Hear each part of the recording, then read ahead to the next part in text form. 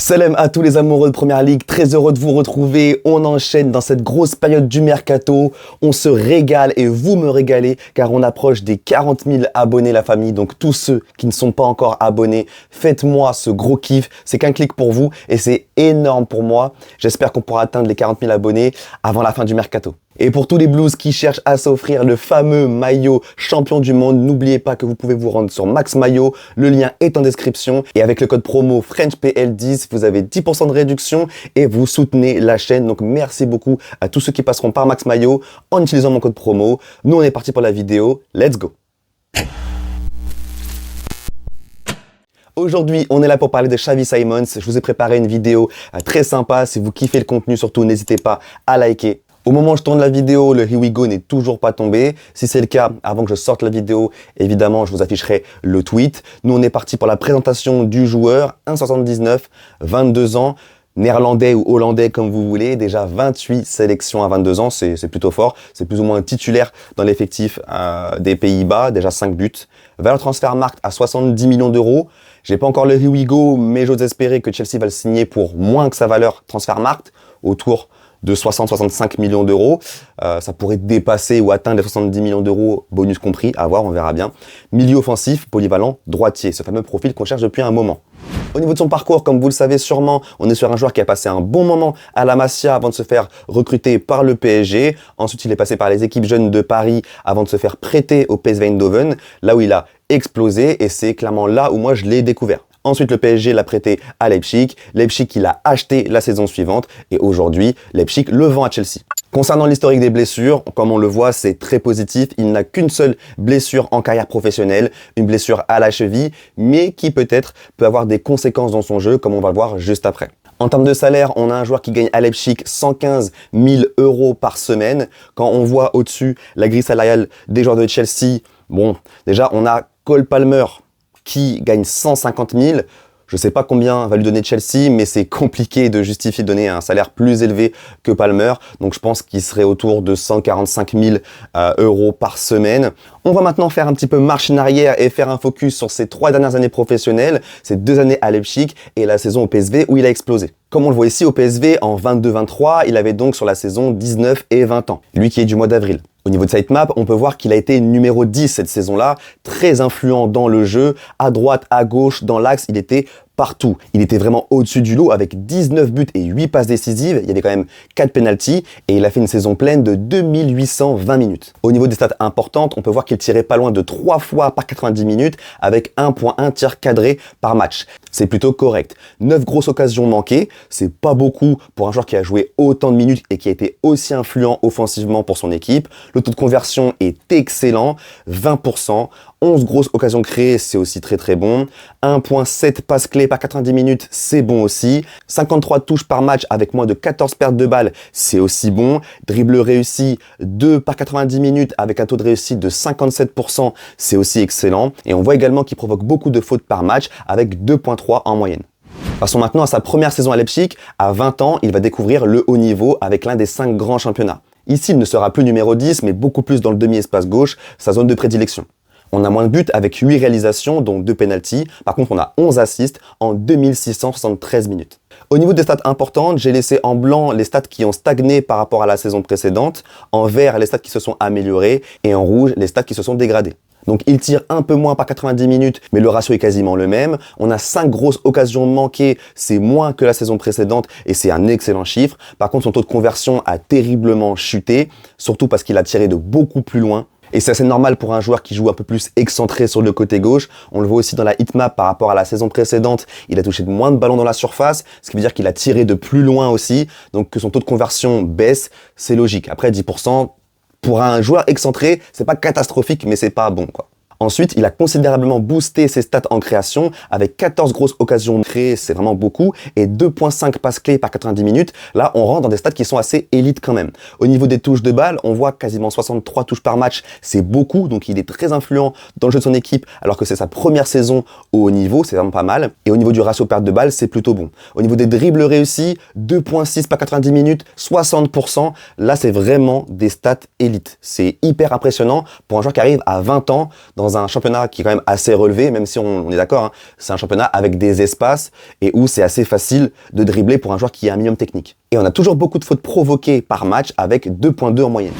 On passe maintenant à la saison qui vient de se terminer. Il est toujours impactant dans le demi-espace gauche, avec beaucoup de touches de balle, notamment dans le couloir, donc il était assez excentré quand même. On voit qu'il y a eu 10 buts avec 0 penalty, 7 assists en 2157 minutes. Alors il y a eu moins de minutes cette saison-là, puisque comme on l'a vu en présentation du joueur, il a eu une blessure à la cheville qui lui a fait manquer plusieurs semaines, voire 2-3 mois il me semble, donc c'est pour ça qu'il a moins de minutes. Au niveau de son volume de tir par 90 minutes, il continue de baisser. On est à 2 tirs par 90 minutes. Par contre, son ratio, lui, s'améliore légèrement. On a 2 grosses occasions manquées. Donc là, c'est encore une amélioration. Il rate très peu de grosses occasions. Donc ça, c'est un très bon signe. Son taux de conversion est remonté à 20%. C'est excellent quand on voit qu'il n'a pas touché énormément de balles dans la surface, qu'il a été assez excentré sur le côté gauche. C'est vraiment un taux de conversion qui est impressionnant. 12 grosses occasions créées, c'est plus ou moins la même chose que les 14 de l'année précédente. 2 passes clés par 90 minutes. Donc c'est un peu moins que la saison précédente, mais ça reste bon. Au niveau des touches de balles par match, ça monte à 68, donc c'est beaucoup de ballons touchés par match, avec 18 pertes de balles, un ratio qui stagne par rapport à la saison précédente. Le point d'exclamation, c'est juste pour dire que Xavi Simons pourrait jouer avec Palmer et Enzo, qui sont aussi 2 joueurs ball dominant, qui touchent aussi 60 ballons par match. Donc à voir comment tu vas faire cohabiter 3 joueurs comme ça qui aiment toucher le ballon, sachant que si en plus tu as Joao Pedro, lui aussi aime toucher le ballon, etc. Donc ça fait beaucoup de joueurs qui ont besoin de vivre avec le ballon. Ensuite, le deuxième point d'exclamation, c'est sur les dribbles réussis, où là, on a des chiffres qui chutent totalement. On passe de 2,6 dribbles réussis par 90 minutes à 1,3 et on passe de 60% de dribbles réussis à 37%. Donc là, on est sur un drop qui est assez difficile à expliquer. On dirait que du jour au lendemain, le mec, il a oublié comment on driblait. Il y a sa blessure à la cheville. Est-ce que sa blessure à la cheville, du coup, l'a impacté dans sa façon de dribbler? Ça, j'ai pas la réponse malheureusement, je regarde pas assez Leipzig. Après, je me dis aussi, Leipzig, on sait tous qu'ils ont eu du mal cette saison à développer du beau jeu, etc. Est-ce que c'est parce que les équipes ont compris une chose? On voit que c'est un joueur qui est très ball dominant, donc il est très impactant dans le jeu offensif de son équipe. Est-ce que les adversaires se sont adaptés et l'ont marqué de beaucoup plus près? Donc il avait moins d'espace pour dribbler. On sait que c'est la rampe de lancement de Leipzig, donc tu sais que si lui, tu l'empêches de trop dribbler, de trop avancer, eh ben, tout de suite Leipzig est moins fort. Est-ce que ça a été ça aussi la technique des équipes pour limiter Leipzig? Et du coup, il a eu beaucoup de mal à dribbler parce que il y avait moins d'espace. Donc, je sais pas trop la réponse, mais en tout cas, c'est quand même assez inquiétant, un drop aussi grand. Et dernièrement, une stat qui a stagné dans les hautes sphères, c'est les fautes subies par match, toujours 2,2. Et ça, les amis, c'est... Alors, je vais dire un truc, évidemment, ça va faire le tour des réseaux, ceux qui voudront mal interpréter, je le sais d'avance, mais ce qui est très fort avec Xavi Simons, c'est que, on l'a vu, hein, tout le long de sa carrière professionnelle, il provoque beaucoup de fautes. Parce que c'est un joueur qui, dans sa conduite de balle, se sert extrêmement bien de son corps. Il a vraiment un jeu de corps qui me fait penser beaucoup à Eden Hazard, et je pense que depuis Eden Hazard, c'est le joueur que Chelsea a signé qui lui ressemble le plus. Alors, en termes de niveau, Hazard, je pense que ça va être quasiment impossible de la rattraper, c'est un joueur unique. Mais dans sa façon de jouer, vous allez voir que c'est le joueur qui va le plus vous faire penser à Eden Hazard. Dans sa conduite de balle, c'est assez frappant. Il aime aussi frapper en dehors de la surface, des petites frappes croisées et tout, des bonnes combinaisons de jeu court, un bon link-up, c'est vraiment un joueur qui fait penser à Eden Hazard. Donc comme on le sait, Chelsea cherchait depuis un moment ce profil de milieu offensif polyvalent. Il semble l'avoir trouvé avec Xavi Simons. Si moi, personnellement, je devais faire une liste des profils, des joueurs que je préférais dans ce profil-là, ben, en 1, j'avais Yildiz et en 2, j'avais Kudus. C'est vraiment les 2 joueurs que personnellement, j'aurais absolument voulu dans ce profil-là. Malheureusement, Kudus est parti à Tottenham et Yildiz, ça semble être très très cher, mais Yildiz, je pense pas que ce soit impossible que un jour il finisse à Chelsea, à voir comment il va évoluer, mais Rodgers, pareil, c'était très cher. Villa en demandait beaucoup d'argent. Eze semble se diriger vers Arsenal. Je mettrais Simons en 5 dans ma liste de préférence. Et ensuite, il y avait tout ce qui est Félix, Gibbs-White et Nkunku. Et on va dire que le choix du cœur, c'est Chukwuemeka. Mais bon, lui, on sait qu'il fera pas carrière à Chelsea, malheureusement. Mais je l'aurais aussi mis dans cette liste, peut-être juste derrière Simons. Je vous ai mis ici une petite comparaison statistique entre Rodgers, Yildiz et Xavi. Vous pourrez mettre pause pour ceux qui veulent voir les détails, évidemment. Ensuite, on peut voir sur ce graphique-là également que Yildiz, voilà, c'est un joueur qui est très complet, très bon en dribble, en centre. C'est le profil le plus ailier des 3 joueurs, clairement, et pourtant dans demi-espace il est aussi excellent. C'est ça que j'aime beaucoup avec Yildiz, très fort techniquement, bonne frappe, bonne vista. Mais bon, on part sur du Simons qui a aussi de très bonnes stats en course progressive, en but. En termes de but, je pense que c'est le meilleur buteur des 3. Donc non, ça reste des profils, ça reste 3 joueurs hyper intéressants. Juste avant de passer à la partie tactique, où on va voir comment on peut inclure Xavi dans le 11, on va faire un petit recap de ses forces et de ses points améliorés et on va noter le transfert. Au niveau des qualités, où il est top, je dirais la finition. Ça fait 3 ans qu'il surperforme ses XG notamment, donc ça c'est très fort. Le link-up, la combinaison jeu-court, il est excellent dans ça. De très bons mouvements aussi avec et sans ballon. Et il est très impliqué dans le jeu comme on l'a vu. C'est un joueur qui se cache pas. Voilà, il demande le ballon, il a envie de créer, il a envie de participer au jeu. Et ça, c'est quand même assez positif. Les qualités où il est bon, je dirais la création, le jeu long, ses changements d'aile aussi sont assez propres. Il est bon en défense. Si le ballon est à proximité de lui, en effet, il va essayer de récupérer le ballon. Si le ballon est loin de lui, il va pas tant faire d'efforts que ça. Maintenant, c'est ce qu'on a vu jusqu'à ses 22 ans. Là, il a son gros move.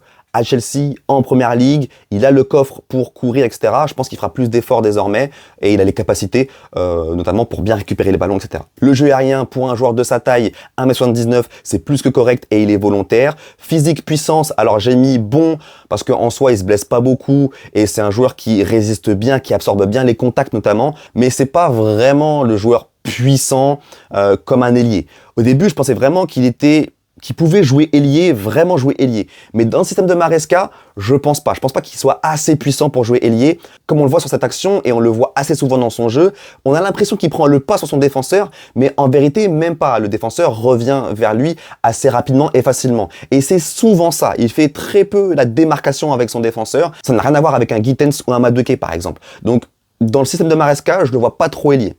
En termes de tir aussi, j'ai mis à progresser, mais c'est plus au niveau de sa prise de décision que dans sa vraie technique de frappe. Pour moi, il a une bonne technique de frappe, mais il y a trop d'exemples où on voit que des fois, il tente des tirs qui ne doivent pas être pris. Et je pense que ça, Maresca, ça le ferait un peu câbler, dans le sens où des fois, il y va un peu tête baissée, et au lieu de faire progresser le jeu et d'être patient, il va tenter une frappe avec beaucoup de joueurs entre lui et le but, des frappes qui sont assez difficiles, et ça, faut qu'il y en ait de moins en moins dans son jeu, mais je pense qu'avec la maturité et avec un coach Maresca, ça devrait le faire. J'ai mis régularité dribble aussi. Alors c'est un bon dribbleur, mais on l'a vu la saison passée, ses dribbles ont considérablement chuté. Même au niveau de ses stats en 1 contre 1, ça a aussi beaucoup baissé. Donc il s'est passé un truc. Je ne sais pas si c'est sa cheville ou si tactiquement les adversaires de Leipzig l'ont vraiment mis à mal, mais ça on le verra avec Chelsea évidemment. Et au niveau de son pied gauche, alors c'est pas dingue. C'est pas dingue. Il l'utilise peu. Il est pas très à l'aise avec son pied gauche. Donc pour un meneur de jeu, c'est pas dingue. Et pour finir, il y a un point où je suis inquiet, c'est l'attitude. Pour ceux qui ne le savent pas, bon voilà, c'est un joueur qui a tendance un peu à faire la diva, qui veut être titulaire H24, qui peut avoir tendance à se plaindre auprès de ses coéquipiers notamment quand ça ne va pas dans son sens. Donc il a un tempérament assez compliqué à vivre apparemment. Moi, je le connais pas, donc évidemment, mais comment dire, c'est un joueur qui, depuis qu'il est tout jeune, est habitué à être la star. Son talent est remarqué depuis la Masia, même au PSG, il a été traité comme une star, et partout où il allait, finalement, c'était le joueur le plus fort ou l'un des plus forts. Et là, c'est son gros move. À 22 ans, il arrive dans un club où il pourra pas faire la starlette. Est-ce qu'il va l'accepter comme il faut? Est-ce qu'il va faire des vagues? Je sais pas, donc je suis inquiet, mais j'ose espérer qu'encore une fois, c'est des joueurs qui mûrissent, qui prennent de l'âge, donc j'espère que ça va bien se passer. Et d'ailleurs, je vous l'ai remis ici quand je vais bien noter ce transfert-là. J'ai mis rôle et environnement différents, dans le sens où il a été vraiment habitué à toujours être la star, le joueur le plus fort, etc. Aujourd'hui, l'environnement et son rôle va être totalement différents. C'est même pas sûr qu'il soit titulaire. Donc là, il passe de « je suis la star partout, je touche 60 ballons par match, tout passe par moi » à « je suis même pas titulaire, indiscutable ». Donc tu vois, je suis inquiet pour ça et j'espère vraiment que ça va bien se passer. Allez, on passe à la partie tactique. Je sais que vous aimez ça, donc on va s'amuser un petit peu. Je vais vous proposer plusieurs postes où pourrait évoluer Xavi Simons, avec et sans ballon. Et évidemment, vous me dites en commentaire laquelle est votre préféré. On commence avec un Xavi Simons, ailier gauche. Pour moi, c'est une compo plausible dans le sens où déjà ça met en place la défense que je pense préfère Maresca, avec Cucurella, défenseur central gauche, Colwill dans l'axe, Fofana, défenseur central droit. On a son Reece James inversé, là on sait qu'il aime ça aussi. On a le Enzo un peu avancé, on sait qu'il aime ça aussi. Donc ça, c'est la compo qui ressemble le plus à ce qu'il a fait la saison passée en PL. Et tu inclus Xavi Simons, ailier gauche. Sans ballon, ça donnerait ça, un 4-2-3-1 classique. Donc voilà, pas ma préférée, mais c'est possible. Deuxième compo, on a le demi-espace gauche. Et je vais proposer 3 variantes parce que je pense que c'est le plus intéressant. Ici, comme on peut le voir avec ballon, on a Xavi Simons qui est dans le demi-espace gauche, avec 2 ailiers sur les ailes. Et il y a un principe de base qu'il faut comprendre avec Maresca, c'est que sa formation favorite, c'est le 3-2-5. Et quand il a deux ailiers sur les ailes, le double pivot est constitué d'un latéral inversé. Mais c'est aussi possible d'avoir un latéral offensif, par exemple, avec un double pivot fixe. On l'a moins vu durant la saison passée, mais on a commencé à le voir de plus en plus, notamment lors de la Coupe du Monde des clubs. Donc dans cette composition, quand tu perds le ballon, on a un Cucurella qui revient dans son couloir gauche et tu as un Xavi Simons et un Palmer qui vont venir redescendre et faire les efforts pour accompagner Caicedo. Donc on reviendrait sur un 4-3-3 et le 4-3-3, on le sait, il fonctionne surtout en première ligue, seulement quand tes 2-8 sont très actifs dans le pressing et le contre-pressing. Donc cette composition-là, avec Enzo, j'y crois beaucoup moins parce que son repli défensif est pas dingue. Ça pourrait être viable avec Santos ou avec Xavi si vraiment il fait les efforts défensifs qu'il n'a pas assez fait à mon goût avec Leipzig. L'option numéro 2, c'est donc Xavi Simons dans le demi-espace gauche, mais cette fois-ci accompagné à gauche de Cucurella dans le couloir. Donc ensuite on voit qu'on a un double pivot donc fixe. J'ai mis Hato à la place de Colwill, donc ça peut être l'un ou l'autre, peu importe. Ça peut être Tosin, Chalobah ou Fofana, ça aussi peu importe. Mais cette formation, je l'aime beaucoup. Je commence à apprécier Cucurella dans le couloir gauche. Je pense qu'en termes de dédoublement, il pourrait faire un gros taf et aider Xavi Simons à faire de grosses différences à l'entrée de la surface notamment. Sans ballon, on profiterait de l'énorme activité de Cucurella qui vient regagner sa place de latéral gauche, Xavi Simons qui reste ailier gauche, et donc on est en 4-2-3-1 classique. La dernière variante du demi-espace gauche, c'est peut-être ma préférée, mais, et c'est un gros mais, c'est une compo sans Reece James. Puisque là, on a Gusto dans le couloir droit, on sait qu'il a un duo de feu avec Palmer, donc ça fonctionne très très bien. On a Neto qui est ailier gauche, et il a fait de très très grosses prestations à ce poste, notamment à la Coupe du Monde des clubs. Xavi demi-espace gauche, double pivot fixe, avec une défense idéale avec Cucurella, Colwill, Fofana. Ça, je pense que c'est une composition que pourrait apprécier Maresca et qu'on pourrait tous apprécier en fait parce que tout le monde est dans un rôle qu'il apprécie. Et ça, c'est équilibré, très fort offensivement. Franchement, j'aime beaucoup. Et sans ballon, on repasse aussi en 4-2-3-1 classique. Maintenant, on passe à une autre formation que j'aime beaucoup, celle qu'on a vue lors de 2 matchs de Coupe du Monde des clubs, notamment contre Palmeiras et Fluminense, et que je vais renommer ensuite, vous verrez, le 3-1-6 fluide. Donc c'est la formation qui est inspirée notamment de Luis Enrique. Donc on sait que quand Chelsea aime jouer très offensif, ça peut arriver dans des matchs qu'on domine beaucoup, 3-1.